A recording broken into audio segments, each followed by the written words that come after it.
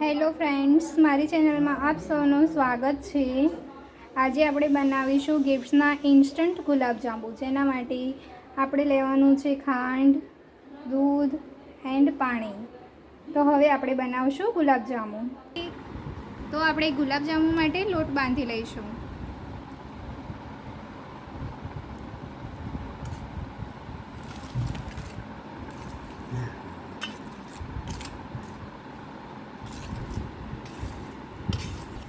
આમ તાવીતાની મદદથી આપણે લોટ બાંધી લઈશું। આ લોટને થોડો હવામાં સુકાવા દઈશું। આ લોટ આપણો રેડી છે। હવે તેના બોલ્સ બનાવી લઈશું। આ રીતે આપણે બોલ્સ બનાવી લઈશું। બોલ્સ બનાવીએ ત્યાં સુધી ચાસણી બનાવી લઈશું।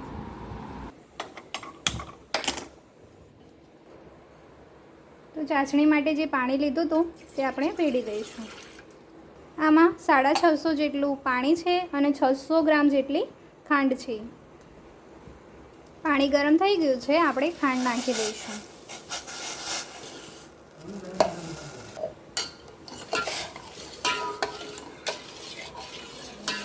આ રીતે હલાવીને ચાસણી તૈયાર કરી લઈશું।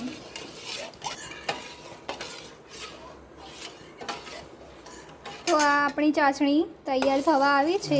તો તેના માટે કેસર અને ઇલાયચી તૈયાર કરી લઈશું। જો તમારે સ્કીપ કરવી હોય તો પણ કરી શકો છો।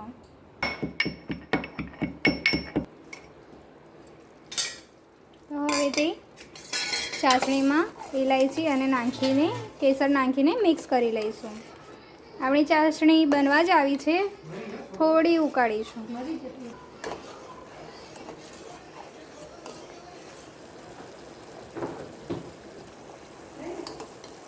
તો આ આપણી ચાસણી તૈયાર છે। હવે ગેસ બંધ કરીને તેને ઠંડી થવા દઈશું।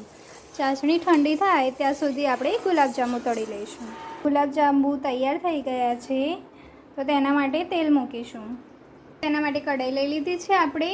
તો તેલ ગરમ કરવા મૂકીશું। તો મીડિયમ તેલ ગરમ થઈ ગયું છે, આપણે ધીમા તાપે ગુલાબજાંબુ તળી લઈશું।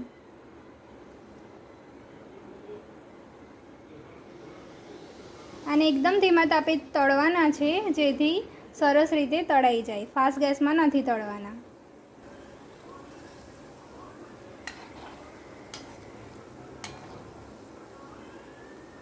તો આ રીતના ગુલાબજાંબુ રાખવાના છે, જે તળીને તૈયાર છે। એનો કલર આ રીતનો ગોલ્ડન બ્રાઉન રાખવાનો છે। આ રીતે આપણે બધા ગુલાબજાંબુ તળી લઈશું। તો આ આપણા ગુલાબજાંબુના બોલ્સ તળાઈને તૈયાર છે, તેને બી થોડા ઠંડા થવા દઈશું। તો આપણી ચાસણી પણ ઠંડી થઈ ગઈ છે, તો એમાં ગુલાબજાંબુ નાખી દઈશું।